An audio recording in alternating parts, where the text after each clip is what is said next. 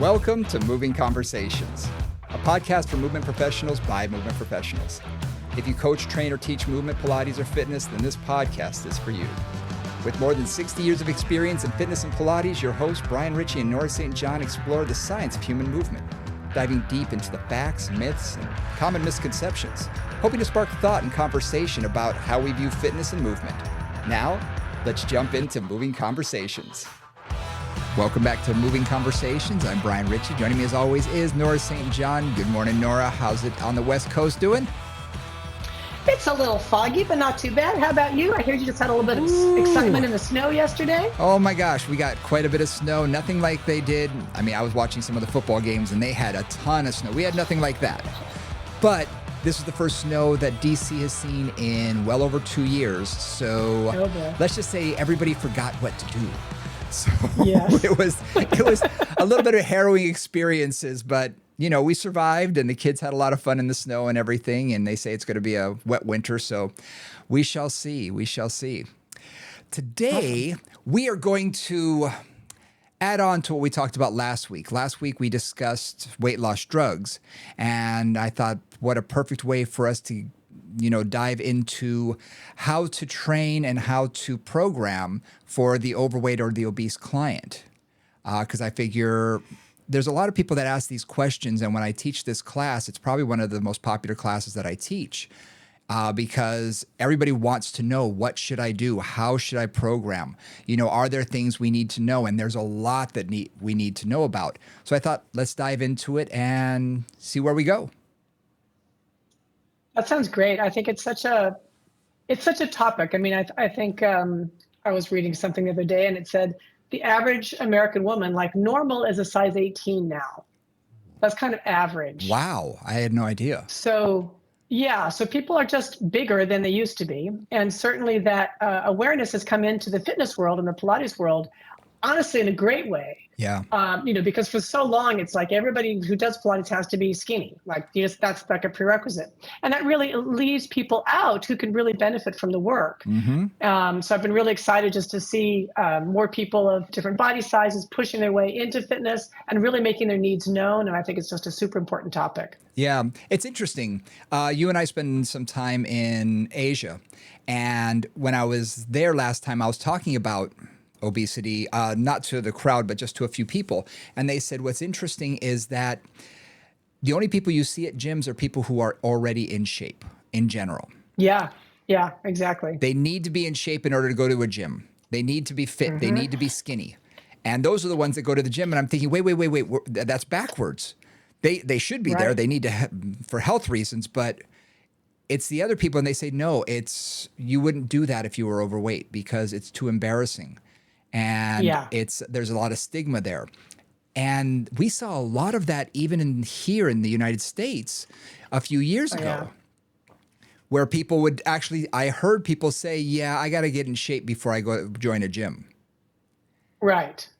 And I thought, no, that's where you go to get in shape. That's why you go to the gym. Exactly. It's not something you do after you've gone to the gym. It's something you do. Yes, exactly. You do to go to the gym. You do to do the gym because of that. Exactly. So I think we've broken down that stereotype, and there are a lot more gyms like a Planet Fitness, which is focusing much more on inclusivity and getting people of all, shapes, sizes, of every, gender and race and everything else. Everyone's invited, and that's great. There are some negatives. I had a coworker, someone who worked for me, who was a former football player, big guy.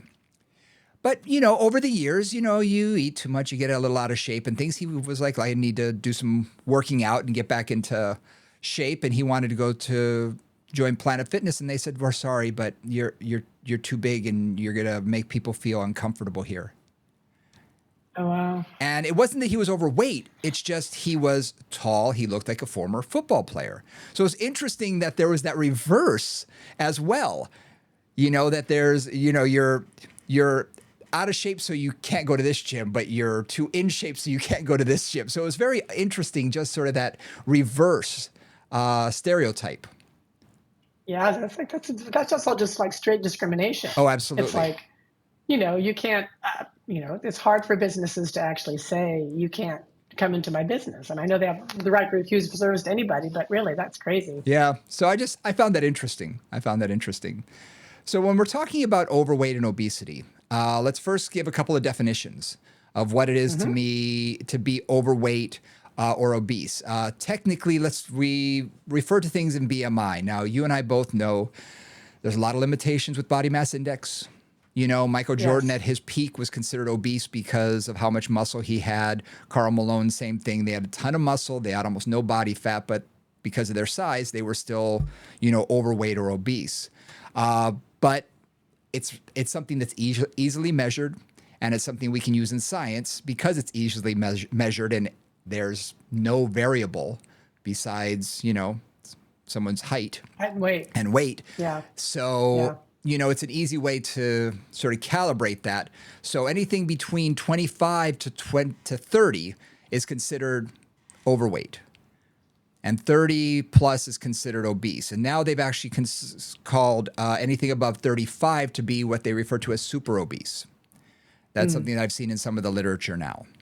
So in general, though, when we talk about body fat, we're talking about anything for men over about 25% and women over about 32% would be more in the obese category. So, yeah, so I find that we're seeing a lot more people. I heard at one point that over a third of Americans were technically obese. And I thought that seemed awfully high until you really look around and realize, like you just said, if a size 18 is the average size for a woman, then really that really goes to show that it is. Most people probably are, in the overweight category. Yeah, I mean, you certainly, you and I both spend time in Asia, and you spend time here, and you spend time in Asia, and it's like, no, you see many, many, many bigger bodies here. A lot more. Just of all kinds, all sexes, all races, etc. But just, people are just bigger here than they are in other places. And do you think that's because beauty standards? When I was in Korea at one point, I was with someone a friend and colleague who does a lot of work with pregnancy and things. And she clued me in on a lot of things about when women have babies in Korea, what's expected, what the husband expects, and how quickly the wife needs to get back to the former size and all of this sort of thing. And it's ridiculous. But beauty standards there are really pretty hardcore, that they need to be a certain size and as thin as possible. And they don't want to be muscular. They want to be, very, very thin. Do you think that there's a lot more shame that happens there, that people are, embarrassed to be overweight? I don't know. I'm asking. You've spent a lot more time in Asia than I have. I don't know how much of it is genetic predisposition. Sure. Right, that they're just more inclined to be leaner. Whether it is a very different relationship to food, that it is for sure. There's a different relationship to food in all of Asia than there is here. The diet's quite different in all those places. Yeah. It's huge. There may be processed food, and more of that's coming in. More sugar and stuff is coming in than was there. So there's also, history. We've had a longer time with processed food and sugary drinks and that kind of thing than a lot of Asia has. It's really like the 20 and 30 somethings that have adopted that kind of lifestyle. Most of their parents, especially if I think about just the history of China or the history of Korea, there was not excess food for a long time, for hundreds of years, unless you were of a certain class. So it's just a very, very different relationship to food is what I see too. I think you're right. And now that I think about it, I think you're absolutely right. There is a very different amount of processed foods and a lot of but you are right. I see it a lot more. There's a lot more sugary drinks and things like that are coming up. I remember the place that we stay in Seoul, in Gangnam. Downstairs was a McDonald's. And don't ask me why. One day I was just hankering for some food that seemed, familiar. So I went in. I have to say that I saw probably 4 people in front of me order ice cream, the soft serve ice cream, and that's all they ordered. And I was thinking, wow, here you rarely see that unless it's a kid. But there, we're talking about these were people in suits, who obviously had just come from their office jobs, and that's what they wanted. They wanted the sugary sweet. So it was interesting that I thought, oh, wow. And you hear and watch people, they have a lot more sugary drinks and things, the younger people especially. So I think you're right. I think that introduction into Asia is going to possibly be changing what we see in the next, 50 years there. Interesting. I'd imagine. So here, though, there are many reasons for the obesity epidemic, as people call it. Yep. What are the key factors that you see, Brian? Well, the big one is going to be overeating, obviously. And when it comes to overeating, about 60% of people, the law of thermodynamics does work. Calories in equals calories out. If you consume more calories than you burn off, you're going to gain weight. If you burn more calories than you consume, you're going to lose weight.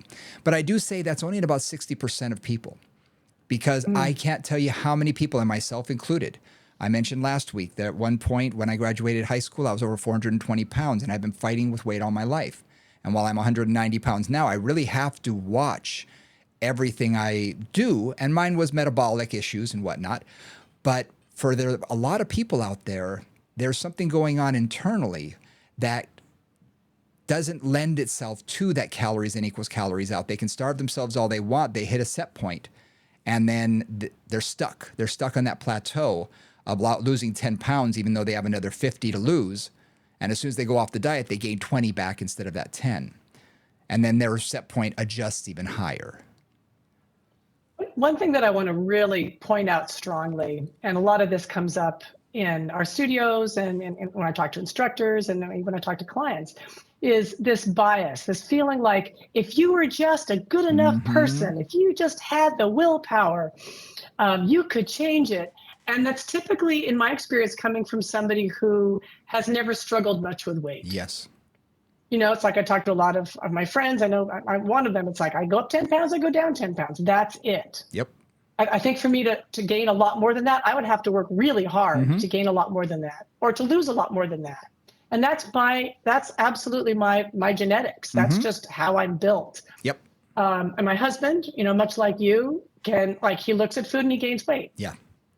He changes his diet radically and he loses some weight, and then he gets to a certain point, which is still technically overweight. And that's a floor that is hard to get through. Yeah. And it's certainly hard to get through on just pure will and changing of physical habits. What's interesting is we did talk about weight loss drugs last week. I just read an article that the information just came out that showed that it was all about when people stop taking these weight loss drugs, what happens. Yeah. And what was really interesting is that even those who take the drugs, there's a metabolic set point that most people have. That's sort of a hard line. And we've seen that in bariatric surgery, with weight loss drugs, with diet and exercise, with everything, that people can't seem to get below. And everybody's is different. And when they hit it, their body is like, okay, I'm fine. But when they're at a certain point, like for me, I knew I had a number of set points. I had a set point around 285. I had a set point at 240. I had one at 213, and you'd think 213, that's a weird number, but I couldn't get under it. But once I got to it, I could stay there for a while, and it was like my body was okay. And it's sort of like it mellowed out, and I was like, oh, okay, this is where we're fine for a while. And then all of a sudden, before I know it, I'm 222. And then it's like a downhill spiral. All of a sudden, I'm back up to 240, and then that's my hard, set point. So it was really interesting that there was a number of them and a number of plateaus that you sort of hit and you stick, and it's hard to get past. And again, it doesn't just mean you have to starve yourself more, because for some people, it is just their genetics. And there's a lot of factors that go into this. I mean, age, gender, hormones. I mean, how many of us know of pre and postmenopausal women who come to us and they cannot, no matter what, they said, I've always been thin, and now I've got this extra 25 pounds that I don't know what's going on. I cannot, no matter how much I diet, get rid of it. And I'm like, well, you've got all three. You've got your female, your hormones are changing. And you're of a certain age. And you're of a certain age. And there you go. Yeah. And those are huge variables that cause a lot of people to hold on to that. And so I want to make sure that everybody understands that calories in does not always equal calories out. And I think you said it yourself. There is a stigma. There is an absolute stigma out there that someone looks at someone who's overweight and immediately thinks they have poor willpower. They're sloppy. I've said this in many of my classes, that smoking and obesity are two things that people can openly discriminate against, and no one seems to have an issue with that. Yeah, absolutely. You know, and I find myself Absolutely. doing that with smokers. Yeah. I'll be honest. I see one and I immediately have in my head, I'm already thinking because, you know, I grew up with a parent who smoked and I just have this visceral reaction. But I also know that people look at obese people the exact same way. Yep. Immediate judgment. Immediate. And lack of compassion. Lack of compassion. You obviously don't have any willpower. You obviously, you know, aren't trying hard. And I've had clients who literally have sat across from me at the desk who said, look, I really want to work with you, but I don't know if I should because you're so fat. Uh-huh. And I'm like, well, I've got some metabolic things that I'm dealing with. And then I tell them how much I work out and how much I'm doing. And they go, oh. And I said, look, according to the doctor, I'm one of the fittest people they've ever met. My blood work is awesome and off the charts. I'm just in a bigger body than I'd like to be. I said, don't think I'm not trying. And that's something that I really want to get through is have compassion. You don't know what journey these people are on when you meet them, when you see them. You don't know how hard they've been working. No. You know? So that's just something to keep in mind. Other things that come out, psychological reasons. You know, depression, anxiety, stress, all release things like the catecholamines, adrenaline, too much cortisol can cause our bodies to have that fight or flight reflex. But if it's having it too much, there's too much stress involved, suddenly our bodies are freaking out and we're going to want to hold on to more body fat. These are just things that, you know, and especially adipose tissue around the midsection. Yep. You Our know? body seems to think that protects us. Absolutely. Yeah. And mentioning protection, armor against others. Uh-huh. I had a woman who came into me, one of the sweetest women you'd ever want to meet. She was probably mid 350, 400 pound range. She would never get near a scale. And she said, and she understood what was going on. She knew the psychological traumas of her life. And she said, if you ever talk to me about my weight, I will never come back. Yeah. She said, if you ever see me losing weight, don't ever comment on it because I will sabotage it. Yeah. She said, I know it's armor. I know it keeps people away. I don't like it, but I know it's there. So this is someone who obviously had done the work and understood that. Yeah. But there's a lot of people out there who don't understand that and don't realize that that is something that might be going on, you know, with them. And that's, I've worked a lot with trying to just break down biases in instructors generally. I find for me, the bias about weight is the hardest one for instructors to just get over. It's like, you have no idea what that person is doing. And over time, you may understand better what their actual situation is. But certainly when somebody walks in, you have no idea what's going on. They could have just had a really traumatic pregnancy. They could be 2 months postpartum. You have no idea, like, until you sit down and talk to them and sort of get the story. But that can take a long time.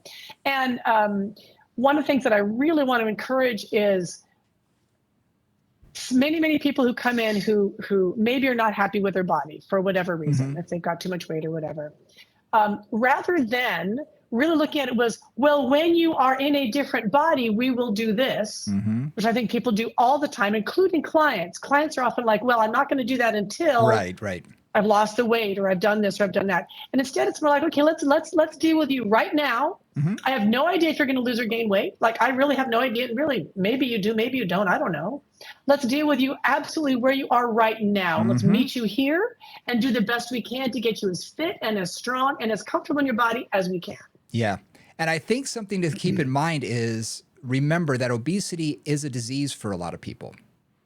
Yes. And if we treat it as a disease like alcoholism, you're not going to see someone who's an alcoholic and immediately start putting them down and start saying things behind their back and all of this, because you don't know the battle that they've been through. You don't know, but there's not the same stigma because they've recovered, you give them a congratulations. You're like high-fiving them. They're doing awesome, and you want to help. Yet for obesity, you don't get that same type of support system. Or you get it in the sense of, oh, you look so great. Have you lost weight? Yeah. And it's kind of like, that which is always like, you didn't look good before. Right. Right? Like the implied thing is, oh, you look so much better now because you've lost weight, which, anybody who's ever gained or lost weight has experienced that. Well-meaning people trying to make you feel good, but kind of end up making you feel crappy. Yeah. Yeah. Like, oh, did I look like crap before or what? Yeah. Speaking of diseases, keep in mind that there are some diseases that cause people to gain weight. There's hypothyroidism. We all know people who are on thyroid medication or whatnot, and that can, if your thyroid's out of whack, it can definitely have you holding on to more weight. Polycystic ovarian syndrome is one of those that, it does a lot of things. It's a hormonal imbalance that creates these tiny little cysts, but it also is linked strongly to insulin resistance. So when something like Ozempic makes you produce more insulin to help you with your blood sugar, this does actually the opposite for these people. So they're not producing enough. They become very, their body can't deal with the carbohydrates they're putting in. Their blood sugar stays elevated a lot longer. So there's a lot of that sort of thing. Cushing syndrome, which is the adrenal glands are just producing way too much cortisol. And just insulin resistance syndrome in general. A lot of people have that, where their bodies don't respond to carbohydrates the way it should. Right. They take them and go, okay, good, more fuel. I'm going to hold on to this. Yeah. They put it in the tank. Put it in the tank. They put it in the bank, put it in the savings account, as opposed to burning it. Exactly. And with diseases, something to keep in mind too is there are a lot of medications that people can be taking that can cause weight gain. A lot of the depression medications. A lot of them can cause the SSRIs,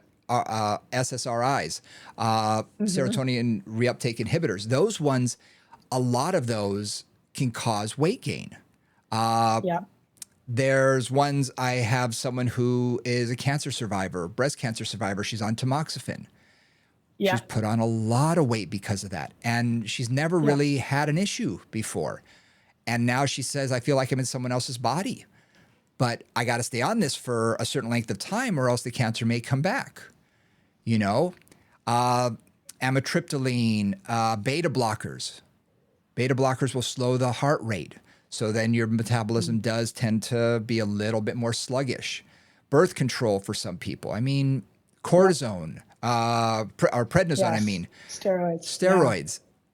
All of these can have an effect. So anytime you take any drug, you have to really understand that it could cause, especially long term. We have clients who are on prednisone for years. Not only does it cause problems to the bones, but they gain a lot of weight a lot of times. So these are things to think about as well. And it's not something that we as, trainers and things, we are not medical professionals in that sense that we can, prescribe drugs or tell someone to get off of them. That's between them and their doctor. That's not our job. Yeah, no. One other thing I want to bring up, Ryan, because you brought it up a little earlier, but I want to just bring it up, is people can definitely be overweight or obese and fit in the sense of cardiovascular health, in terms of muscular strength, in terms of endurance. It's like my husband, who clearly has been overweight for years, he rode 4,500 miles this year. Yeah. On his bicycle, right? And he's got great numbers and everything looks good. His lipids and everything are great. But people would look at him and just go, oh, you're fat. You're clearly not healthy. And that's not true. And that's one of those biases that, you look at someone, you don't know. You could look at somebody, one of the people I know with the highest cholesterol I've ever known was like stick thin. I had the same thing. Her numbers were like 350. She was a cholesterol building monster. And not a lot of fat on her, but just, her body just made cholesterol. That's what it did. And you wouldn't know that from the outside. And for her, it was a real health issue. And same thing with diabetes and blood sugar numbers. I had a gentleman in here who was 120 pounds. He was tiny. He was probably 5'5", 5'6", but he was 120 pounds.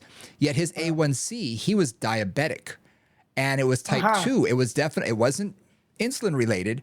He just, I mean, and it was funny because the doctor said, well, do you drink a lot of soda? No. Do you do that? Do you eat sugar? No, no, no. What did he do every day for lunch? He had donuts.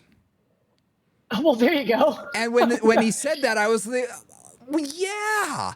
And that was just normal for him. He goes, oh, I guess I shouldn't be doing that. But his body held on to that blood sugar differently. Yeah. And so he had to fight it even though he was 120 pounds. So again, just because someone is thin doesn't mean that they're in great shape, just as though someone who might be overweight. And I notice I don't like to use the term fat. I don't. If someone's overweight, that's fine. They have more weight on their bodies than they would like and may be healthy for them. However, you can be perfectly fit. You can be in great shape.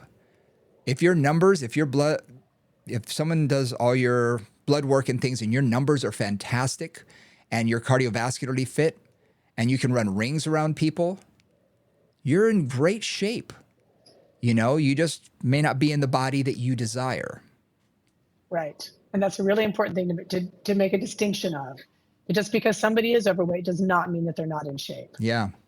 So a couple of things that I wanted to make sure we bring up is, and this is specifically for the trainers in the audience or even the clients in the audience, is two things. One, I think it's really important to try to make the environment as safe as possible. Yes. And number two is things to be aware of when you're dealing with clients who are larger than other clients. Yep. Because sometimes you have to make accommodations in terms of equipment or how you deal with things or whatever. So I kind of want to get into those two topics as well on this conversation. Absolutely. No, we're going to get into that and we can jump in right now. When you're working with a client like this, there are some things that you really have to sort of keep in the forefront of your mind. Okay. And I say safety is always first. And when I say safety, I'm going to say two things. Number one, psychological, and number two, physical. So emotional and order. Physical. Yeah. Yeah. When someone comes to a gym, the hardest step they make is walking through that door. Yeah. And if they're embarrassed, if they're 200 pounds overweight or even 10 pounds overweight, in their mind, they don't look the way they should. But if someone really has a lot of weight to lose, a couple 100 pounds overweight, they are scared to death. And remember that as the trainer or as a Pilates instructor, chances are you've got the body that they would love and they are intimidated beyond belief by you. So already they are on guard. You need to make defensive and probably scared. You need to make them feel safe. You need to make them feel safe emotionally. I remember I almost came to blows with a trainer at one of the clubs. I quit because of this incident, but I was, just doing my cardio. And this is when I had, probably another 50 pounds on me right now. But I saw someone who was first of the year right around this time. And there was someone who obviously was probably in the 300, 350 pound range and was working with a trainer. And the trainer was making them do things that I would have found embarrassing, walking, doing farmers walks around the gym and trying to do walking lunges when they couldn't even squat properly and just things that would have made me uncomfortable. And afterward, and first of all, those are exercise choices. We're going to get into programming in a second, but those are exercise choices that the trainer made. I'm not going to judge that. What I did judge was what that trainer said afterwards. I heard him talking to another trainer and bad-mouthing this client and calling them names, not to their face, but behind their back. That was one of the few times that I felt physically, viscerally, I wanted to put someone through a wall. I was so angry. And I went to and I talked to the general manager. I knew I wasn't going to change his mind, but I talked to the general manager and I said, this cannot happen. You have to create a safe space for these people to be in. Yeah. They're already feeling embarrassed. So by doing things out in the open where might make them even more self-conscious, maybe not the greatest idea in the world. So like I say, emotionally, they need to feel safe. The other thing is go ahead. No, please. No, just one thing I would add there is because in a Pilates studio, it's often women, right? Mm-hmm. It's often a lot of women. And one of the things that women really bond around is how much they hate their bodies. There's always this like, oh, well, I really wish I could lose 5 pounds. I don't like my thighs, blah, blah, blah. There's a lot of hatred really of their bodies that comes out a lot. And women kind of bond around that and just sort of a thing around that. Sure. And, in my studio, I really discouraged that profoundly anyway. I was like, we're not going to talk, and I would be pretty blunt. It's like, ladies, we're not going to talk about how we hate ourselves. It's just not okay. Let's go on. Right. I really would be that blunt. Because what I would find was, the three ladies talking about that, let's say I've got a reformer class, right, or over here, they're all a lesser body weight, right, whatever that is, and they're complaining. And I've got three people over here who are quite overweight, and it's like that creates a really screwed up environment because then nobody feels safe, right? Mm-hmm. And so a lot of it for me too is making sure that it's not just the trainers, but it's also the clients, that the atmosphere that the clients are embodying and are part of also is safe.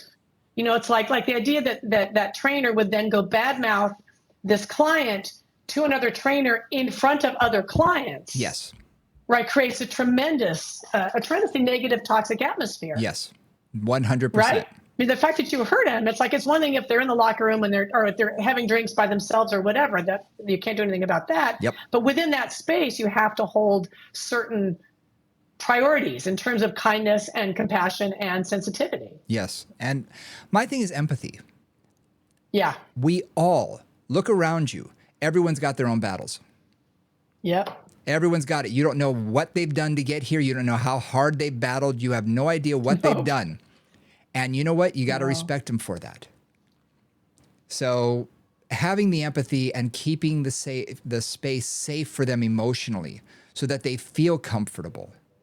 So for me, I would often take them into a part of the space when I worked at a larger gym where there weren't as many people so that they did feel a little bit safer.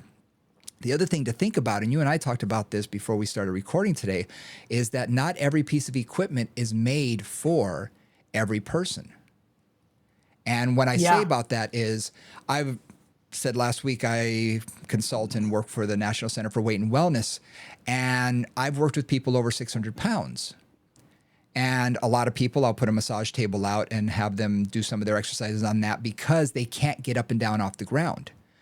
But at the same time, I also know the weight limit of all my equipment. And I said, look, we got to have a stronger table here because the last thing I want is someone to try and get on the table and have the table break. Exactly.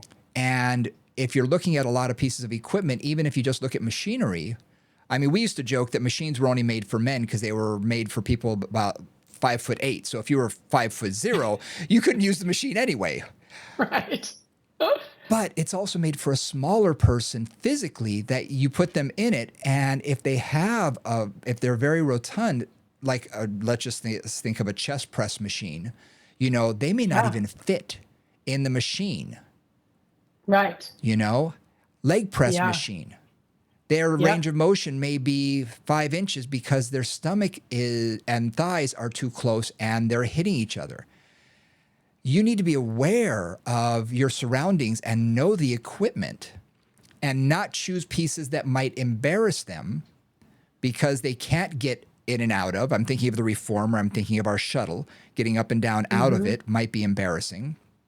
But also trying to get them into something like a 45-degree leg press where they're having to push up and they're all the way down, and how are they going to get out of it? And, they feel like they're being crushed, and it's not fair to them. Right. And one thing I want to bring up here, just because, again, many of you are Pilates teachers, is we had a situation at Balanced Body where one of our teachers in Nashville was working with a lot of larger women, 300 and up pounds. And what we discovered was they were breaking the axles or deforming the axles on the Allegro. She had, 14-inch Allegros.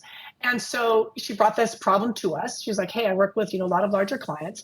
And so at that point, we actually re-engineered a lot of our equipment to basically support somebody who's at least 400 pounds. Nice. And of course, there's always a level of safety, so it could probably be up to 500. But we re-engineered all of our equipment, taking that into account, because we realized people were getting bigger. And then we also do a lot of work with sports teams, for example. If you're talking about a lineman, like a pro lineman, they are not small people. Nope.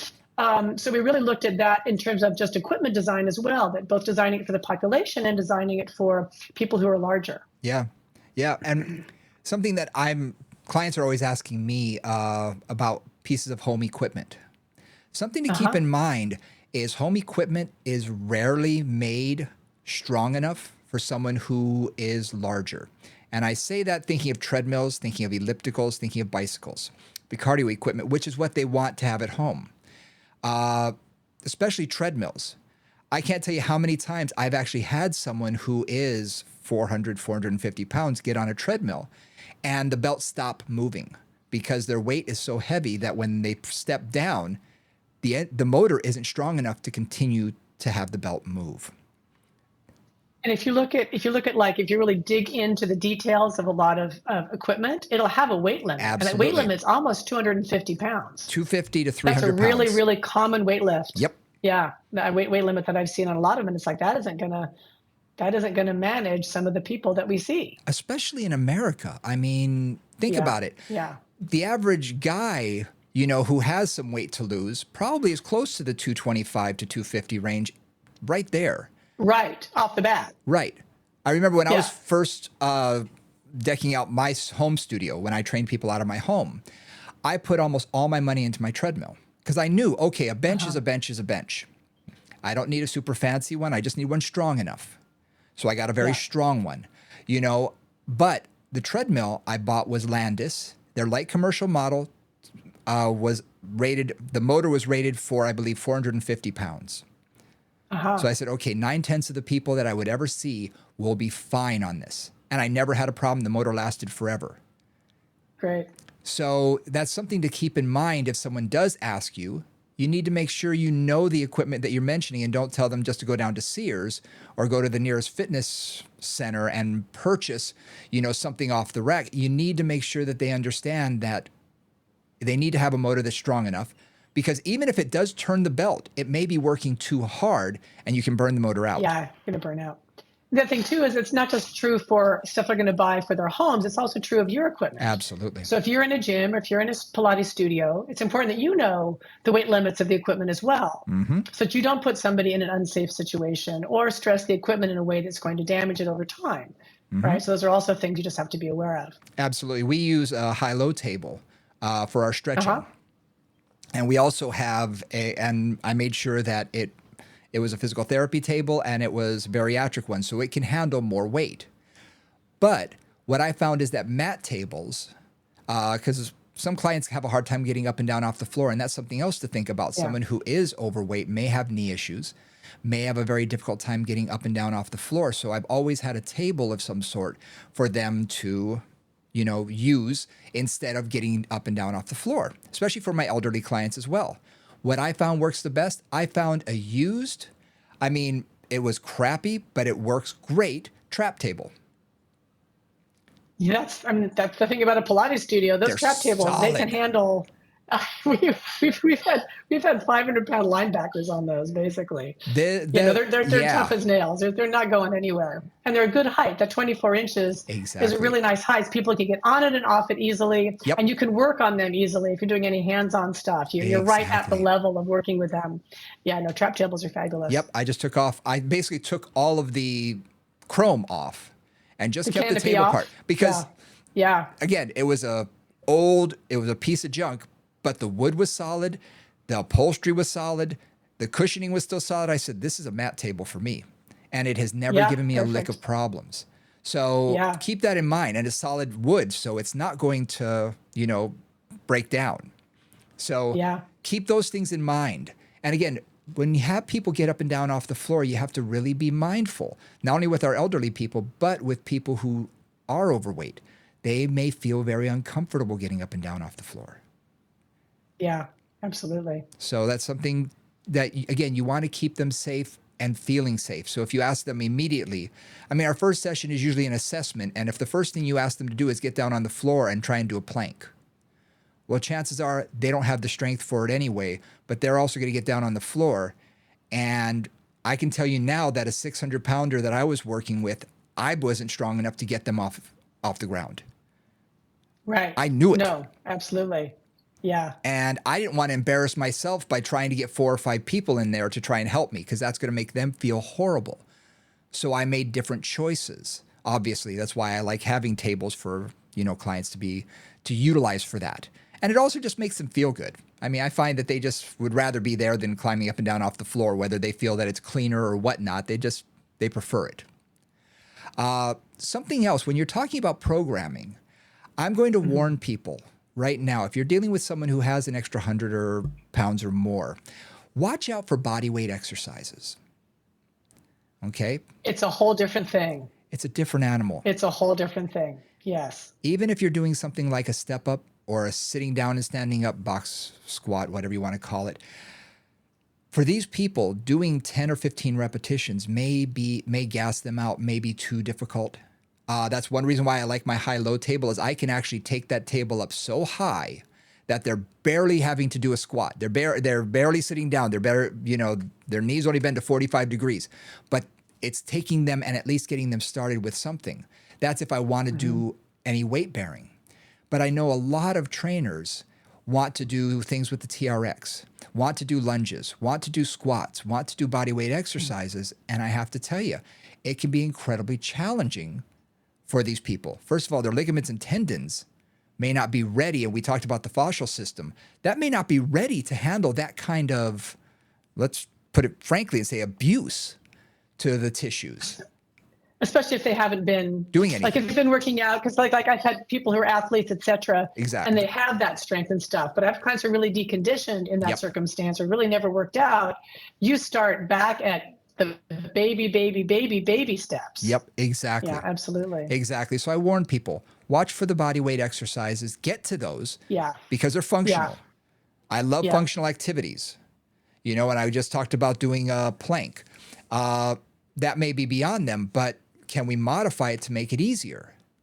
So always look for like modifications. A wall plank, bingo. Right, or an inverse plank, where basically your body weight is a lot higher up than your feet. Yep. Right, or even just, I've done modified just all fours little elbow bends, and things like that. So lots of ways to start to develop those skills without having to go straight for them. A couple of things that I'm cautious of, and I think about this particularly in terms of Pilates.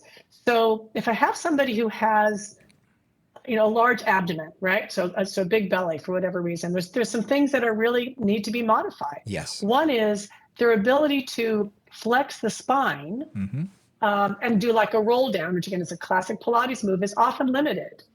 It could just be really stiff. It could be with a lot of abdominal weight. Sometimes that really pulls that low back into a tight lordosis. Yep. So I've always got to be really careful with how I'm working with them in terms of any of the roll down exercises. I don't tend to do crunches. I tend to do things like on the trapeze table, a supported roll down, right, where they're holding on to the bar and they can roll back from about 90 and go back instead of coming up closer than that. Teasers, I don't do all those kinds of things. So I'm really aware of just that low back abdominal connection and being aware of any limitations in mobility there, because that's really common. The other thing too is hip flexion. Yes. If you've got a big belly, those legs can't come in very far because they hit your belly. Again, I watched my husband ride bicycles forever, and he looks like Charlie Chaplin a little bit on his bicycle because his legs are wide, because for so long his belly was really large and he really couldn't get into enough hip flexion for cycling without his legs being slightly turned out. Yep. That's changing as he's changed shape a bit, but it's like those are things to be aware of. If I'm doing footwork on the reformer and they're in parallel, and I'm having them come in, typically we're only going to 90 anyway, if you're working with Pilates in that way, or they're on the chair. The chair can be great, but it's really hard in the chair not to be above 90 with your knees and to really, let that come in. So these are always things you think about. And, to Brian's point earlier, consider that before you put them in that situation. Yes. There's nothing worse than getting them getting them onto the chair, which is awkward enough for ordinary people, for somebody who's like, small size and not awkward with their body at all. And then suddenly they put their feet on the pedal, and either you don't have enough resistance on it, so the pedal falls to the floor, and or you really, they don't have the range of motion to bring those knees up very far. So these are just things to think about, before you put somebody in an awkward situation. It's going to make them embarrassed, make you feel uncomfortable, and really not create a safe environment for you or the client. Something I'm going to clue everybody in on. If you ever have that situation where you put someone into a position where you realize really quick it's not going to work, especially someone who may be embarrassed because of it, whether it be for a physical reason or because they're overweight or whatnot. Number one, don't make a big deal of it. Don't be like, oh, you can't do this. Have them do whatever range of motion they can for a rep or two so you can see if it's even going to work at all. But then turn this into a positive and say, stop. I just had a better idea. Exactly. Let's go over here. Always. Yeah. Hey, I'm not. Yeah. Let's do something. Oh, I got a much better idea. Exactly. Yep. Don't make them wrong. Yeah. No. Because if you make them wrong, they feel bad. Don't make it their fault. Right. Yeah. Exactly. But if you say, oh, I just learned this new exercise. I think you're going to love it. And I've done that before and literally turned around and started walking to the other side of the gym, not knowing what the heck I'm going to do. Absolutely. It's like, oh, that didn't work. Okay. Brain. Come on. Come up with something quickly here. Yep. And usually let them walk as far away as possible. So you're just like, I have time to think. I have time to think as I get there. Exactly. We're going to the other side of the studio. Exactly. But again, I turn it into a positive. Turn it into a positive so that they think, oh, okay, cool. There's something different. Not, oh, you can't do this. Because again, I'm just going to reiterate, if physically they have a big belly and they can't necessarily flex, you're going to notice this during flexibility as well, trying to stretch them. Yeah. You may not be able to stretch their hamstrings enough for some people because their belly might be in the way. Or their quadriceps because their hamstrings may be too bulky and their calves may be too bulky that they're going to say, I don't even feel a stretch in my quads. Right. Just be aware that there are times when you're going to have bulk be in the way. Exactly. And kind of, again, try to anticipate that. Yes. Picture the move, picture where the move's trying to go, and then decide whether that's appropriate. Yep. Yeah. Yeah. So these are just a couple of things to focus in on to keep them safe. When you are doing core training, because we mentioned planks, I love any modification that we can do that's going to make it gentler on the body. And we see this with our seniors. You start them with a wall plank. And think of something else. I mean, think of our joints in general. At 190 pounds, if I do a push-up regularly for, let's say, 3 weeks, my wrists are eventually going to start feeling it a little bit just because there's a lot of flexion in there. Okay, if I started doing them on a daily basis or whatever. My muscles can handle it, but my wrists may not like it. Now, you put another 100 pounds on me, do you think my wrists are going to like that? Even if they could hold the position of a full arm plank, their wrists may not like it. So you have to keep in mind some of those smaller things when you're thinking about your core training. Whereas doing it off of a table where you're elevated could still give them enough stimulation for their core and is still a functional activity, but it's a modification where they're going to feel it, but they may not have any orthopedic considerations or as many, to watch out for. One other thing that I want to bring up, because this was true with several of my larger clients, my larger women clients, is there can be a relationship between excess body fat and excess estrogen. Those often go together. And so some of my clients that were on the larger side were also hypermobile. Yeah. That is not a good combination. Yep. Right? Because you have extra weight coming down onto joints that are not particularly stable. They're more inclined to knee and hip issues, particularly. Those two things are very vulnerable in that situation.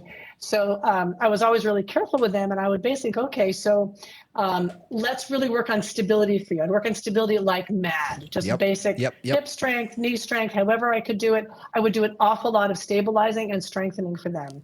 And that really, really helped to keep their knees happier, to keep their hips happier, and to decrease the wear and tear that is going to happen when you have, more weight on you than your joints are quite ready for. Yeah. this past year, I taught a course on core training versus spinal stability. And one of the things that a term that I came up with was you can do core work that's incidental core work, where it's a byproduct. Absolutely. Unilateral. Yep. Put a band on a wall and have them do a chest press with one arm. Suddenly they're having to resist that torque, and guess what? Their core is engaged. Change the position of the feet, wide, narrow, staggered, all of these things when they're doing it, and suddenly their core is being activated in a way that is very functional. Yeah. And a way that's going to be safe for them.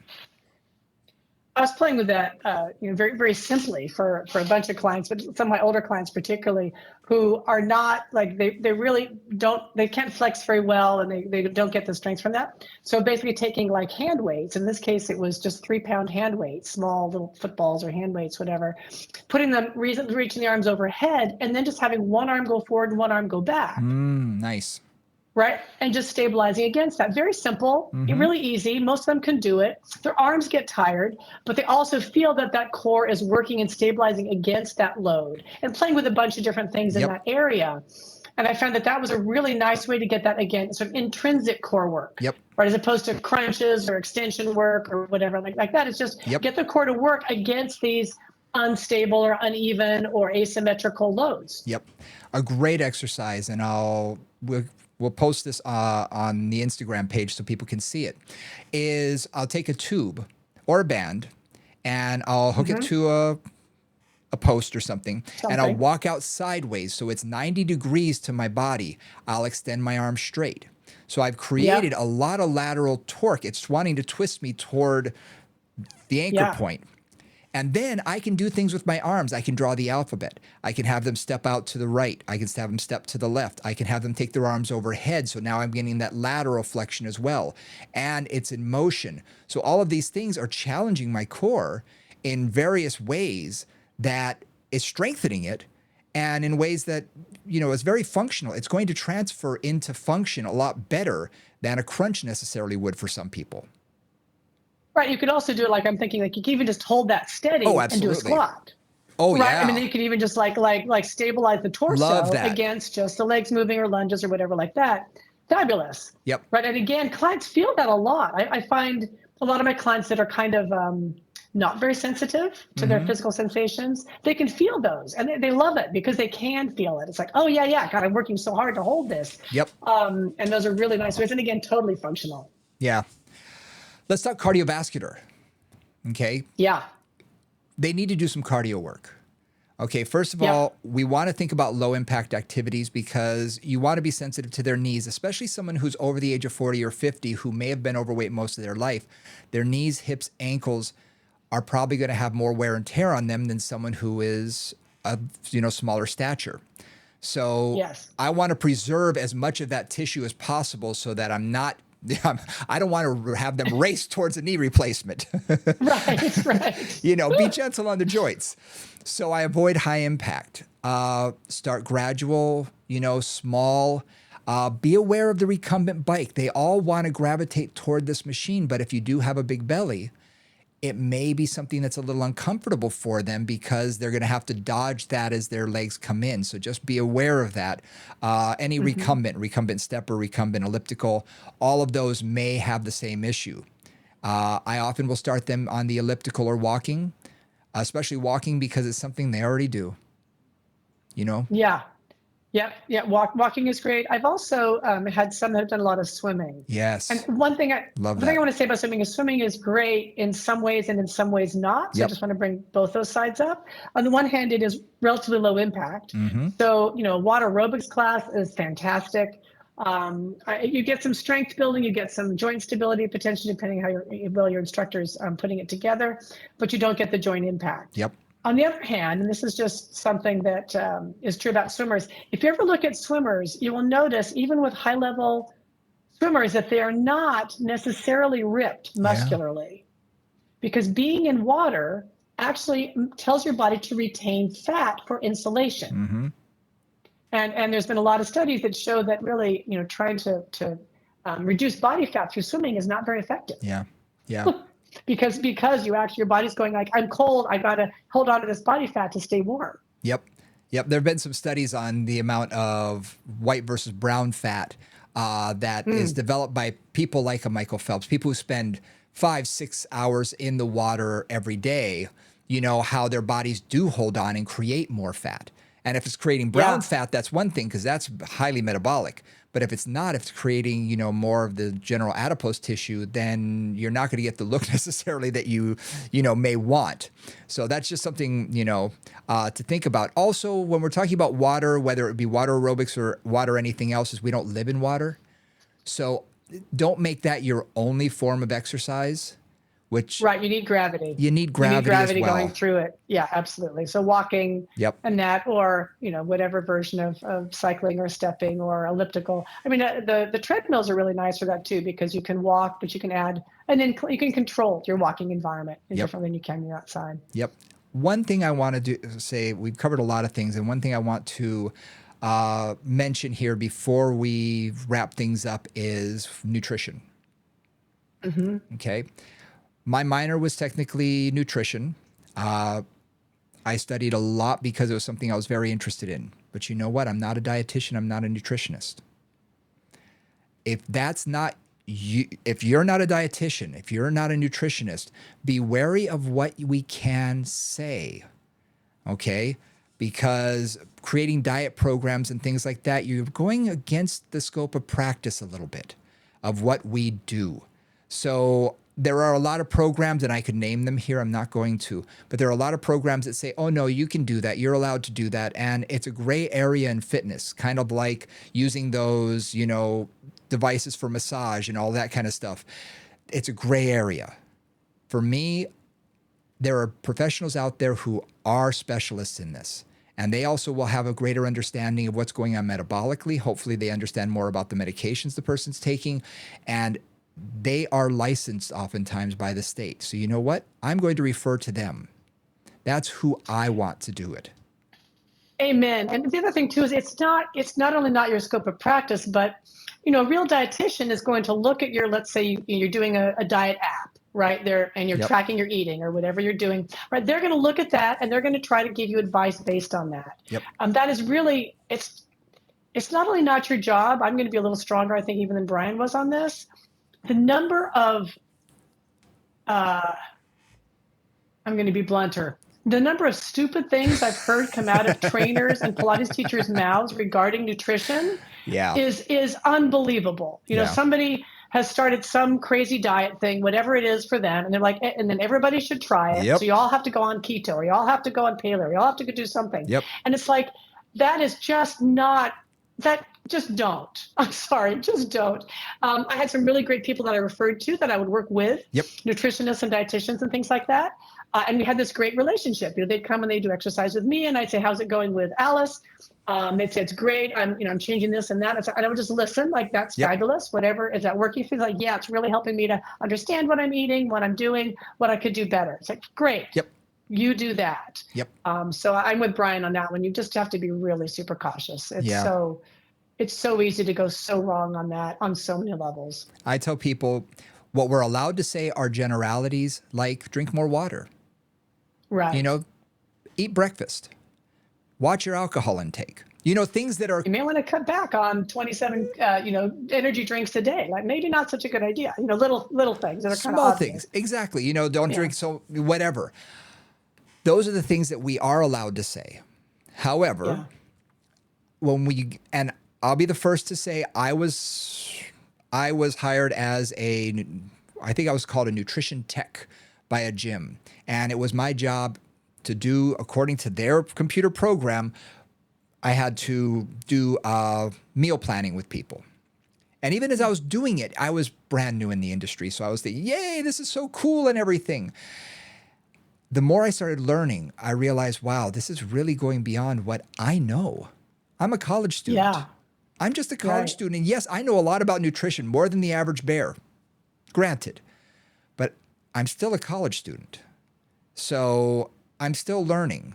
There are people out there who know a whole lot more than me. And when in doubt, always refer out. So like you, I have people that I will send clients to. which is why I'm hooked up with the National Center for Weight and Wellness. We have psychologists, we have nutritionists, we have physicians. You know what? I handle the exercise. That's my gig.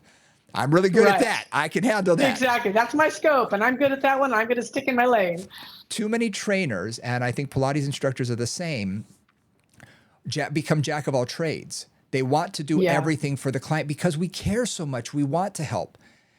But always remember, just because something works on your body doesn't mean it's going to work on theirs. No. Mm-mm. No, I was talking to a good friend of mine who is a Pilates teacher and a physical therapist and a serious workout person. I mean, this is like her physical health has been something she's worked on a long time. And somebody said, oh, you should go on keto. And she went on a basically high fat, high protein diet. And it turned out her body didn't deal with fat, like metabolism very well at all. So she gained like 15 pounds in like a month. Yep. And she's like, what? Everybody else is losing weight. Why am I gaining weight? And then she, of course, went to dig a little deeper, went and had some blood work done. They said, oh, you don't metabolize fat well, period. Mm-hmm. Like you should never be on keto because that's not going to be appropriate for you. But you don't know that. Yep. And, that's not your job to know that, but go to somebody who does. I had a friend who was a strength and conditioning coach, and he had a number of athletes. And he said, look, everybody is completely different. He was a nutritionist as well. So, and he did work with each one individually. He found that one was an Inuit. His bloodline was from the north. And we're talking about North Pole. The guy went back. North. He went back to the North Pole for a period of time and came back and was ripped. And 90% of his diet, 80% of his diet was fat. Yeah. His body worked well on that. It didn't work well on carbs. Whereas another teammate did not work well on fats at all. Whereas he was on a high carbohydrate, moderate protein diet, low fat diet. He got ripped to shreds and strong as an ox. Right. Everybody's body is different and we can't generalize. Yeah. No. So that's something just to keep in mind. We can't generalize. So again, send them to a nutritionist, send them to someone who understands this stuff a little better than we do. And, stay with what we do best, Exactly. Stay with what we do best. Stay in your lane and do it well. Well, I hope you guys, this opened your eyes a little bit to what it takes to work with someone who may be larger, who may be obese, whether it be the super obese or someone who just has 20 or 30 pounds to lose, and maybe clue you in a little bit on how to keep them safe, how to progress them a little bit. The thing I'm going to reiterate is start small goals. For them, even doing 30 minutes of cardiovascular work 3 times a week may be really, really challenging. So start small, but also make it achievable so that they're going to feel like a success. Success. Yeah, absolutely. Because that's so important. If they feel success and their body starts to change, it's just going to invigorate them more and get them more motivated. And suddenly you're going to have a demon on your hands. They'll be like, I'm ready. I'm doing great. I love this. My clothes are fitting better. I've lost 5 pounds in the last 3-4 weeks. This feels great. That's what we want. We want them to have sustained success and to feel good about themselves and not feel like they're doing something that's so hard that they can't do it, that they feel like a failure. Right. It's that 80% rule, right? Like they say, the people that stick with any kind of diet or habit or exercise or anything work at 80%. They don't work at 100. Yep. They work at about 80%. So that's sustainable, like something they can do and not die and not feel like they hate it. Like you've got to keep that level going, that moderate level going. Yep. Quick story. When I work with clients down at the center, some people will come in and they're so motivated. This time of year especially, they are so motivated. They're like, I'm going to work out 6 days a week and I'm going to do it for an hour and a half a session. And I say, okay, cool your jets. Cool your jets, okay? Let's start out with 20 to 30 minutes 3 times a week. And they're like, but I say, hang on. If you're losing weight and having success at 3 times a week for 30 minutes, eventually you're going to plateau. And when you do, we have somewhere to go. We can add another day. Yeah.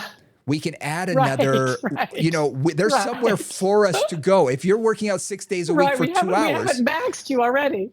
And someone came in and said, that's what they want to do. And I said, okay, fine. In a month when you plateau, what are you going to do now? 8 days a week, sorry, can't do that. 5 hours a day, no. There was nowhere to go. And people who started small that were seeing success and be like, yeah, and I can do this. And then I'll say, great. Do you think you can add another 10 minutes? Yeah, I think I can. All right. Let's go to 40 minutes. Let's go to 45 minutes. Let's add another day. And then we can build up, and suddenly they're doing more exercise. They're feeling even better. They're having more success. It's somewhere that we can ramp up. And I think that's just as important for them to see that they don't have to kill themselves at the beginning, and they're going to be successful. Absolutely. Yeah. And it's just, I mean, we know this, sustainability. They've got to be able to do this where if you're trying to lose 100 pounds, it is not going to happen this week or this month or possibly this year. Yep. So, and if you're going to do it through diet and exercise, that does take a lot of work if it's going to work. Yeah. Anything takes time. This is going to take time, whether you do it with weight loss drugs, bariatric surgery, diet and exercise, combination of all, whatever. It still takes time. Nothing is that quick fix. Okay, just because you saw it on TV on a television program that forced these people to exercise 8 hours a day and barely fed them and called a cup of coffee a meal. Okay, that's not realistic. That's TV land. Reality, let's stay within that. Stay within a little reality here. Let's keep it real, Brian. Shall we keep it real? Yeah, a little bit. Oh, well, thank you guys for joining us for the last hour. We talked about working with overweight and obese clients. Hopefully you guys learned a lot. Hopefully this will spark some thought. And if you have any questions or whatnot, or have a topic that you would like to have us talk about, do us a favor, reach out to us. movingcombos@gmail.com. We're also on Instagram. And like I said, I'm going to post a video of some of those exercises so you can see what I'm talking about in case we weren't visual enough. And yeah, movingcombos@gmail.com is the best way to get in touch with us, or movingcombos at Instagram or Twitter. Awesome. All right. So we'll see you guys next week.